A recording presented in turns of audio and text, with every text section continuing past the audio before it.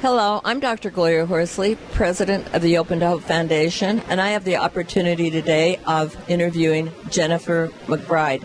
I've served at Harena-McConaughey as the director of grief support and community education for almost 18 years. And we cared for 7 of those killed in the Columbine shooting and also 7 of those killed in the Aurora theater shooting. Oh my gosh, and you supported those families. The families and also our staff members, too, and our community. We had open-door grief support after the Aurora theater shootings for anyone to come who was affected by all of this experience. Let our audience on this YouTube know a little bit about some of the things people have done after trauma to deal with it. At this conference, I presented together with a young woman named Megan Sullivan, whose brother Alex was just beginning his 27th birthday when he was killed in the theater shooting. And we presented on post-traumatic growth.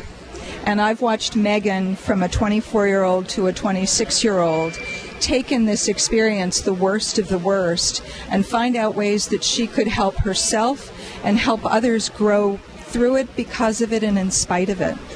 I have had the opportunity and the honor to walk along with her.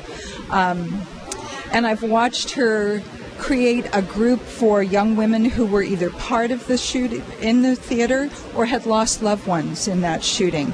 And that was a naturally occurring community that needed one another in that shared experience to be able to talk about those things, because when they were in regular grief support groups, other people would say, oh no, yours was so much worse than mine, but they needed that common experience to talk. Well, and Megan was so powerful in the session, talking about how she commandeered her parents' cell phones in the first day because they were receiving 75 to 100 requests per day.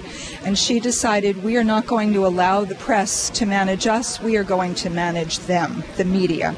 She wouldn't allow them into her parents' home, but did it at her office and put plants around so it looked like being in a home, but she was able to care for her parents in that way, and have that a level of executive function was tremendous. I've seen people really move into that process in very safe ways to care for themselves, to get information and to understand that what they're experiencing is not abnormal, and then use helpful techniques like EMDR and things like that therapists do in our community to help them to deal with those memories coming back. Yeah. Now, EMDR is rapid eye desensitization, where it's a treatment where it's pretty brief, and if you've had a trauma where you've seen or been traumatized by an event, it's very powerful, isn't it?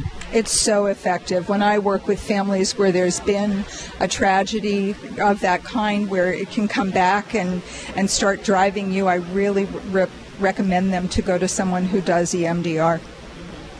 Well, listen, thank you for being on this show today, and thanks for your great information and for all you're doing to help families. And I just think it's so fabulous when funeral homes have this kind of service. Not all of them do, but when you have a heart and you have this kind of service to follow families, it's really amazing. But you also have another organization, right?